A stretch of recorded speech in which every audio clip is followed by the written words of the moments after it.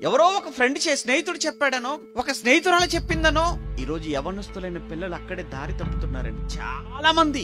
మీరు బాగా ఆలోచించండి. ఏదైనా ఒక మంచి అలవాటు ఉంటది మీ అమ్మా నాన్న తల్లిదండ్రులు అలవాటు చేస్తారు కదా.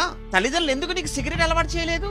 అది మంచిది కాదు కాబట్టి అలవాటు చేయలేదురా నీకు. అది నీకు ఎందుకు ఆ పనికి మాలినవన్నీ కూడా తినేసి నోరంతా పాడు చేసుకొని, పళ్ళన్నీ పాడు చేసుకొని క్యాన్సర్ తెచ్చుకుంటూ ఉంటారు చూసారా? కొన్ని తినకూడనవన్నీ కూడా తినేస్తూ. అవి మంచివైతే మీ అమ్మా నాన్న కొని పెట్టేవాళ్ళు కదా నీకు. అవి మంచివి కాదు గనకనే కదా నీకు ఇవ్వట్లేదు వాళ్ళు. అలానే మద్యం, అది మంచిది మీ నాన్న తీసుకెళ్లేవాడు నేను వైన్ షాప్ కి. మీ నాన్న తీసుకెళ్తాడు, చేపట్టుకుని తీసుకెళ్లేవాడు. అది మంచిది కాదు. అది నీ ఆరోగ్యానికి మంచిది కాదు, నీ వ్యక్తిత్వానికి మంచిది కాదు, నీ జీవితానికి మంచిది కాదు. అందుకే కదా నీ తండ్రి నేను తీసుకెళ్ళలేదు అక్కడికి. అందుకే కదా ఏ రోజు కూడా నీకు డబ్బులు ఇవ్వలేదు దానికోసం. కానీ చెడు అనేది మీరు చూడండి, ఈ చెడ్డవన్నీ కూడా అమ్మా నాన్న నేర్పిస్తే నేర్చుకున్నవి కాదు, అవన్నీ బయట వాళ్ళ ద్వారా నేర్చుకున్నవి అవన్నీ కూడా. అంటే ఎందుకు చెప్తున్నాను అనంటే, నీ ఇంట్లో వాళ్ళే నీ కోసం ఆలోచించేవాళ్ళు, నీ క్షేమం కోరుకునేవారు, నీ మేలు కోరుకునేవారు.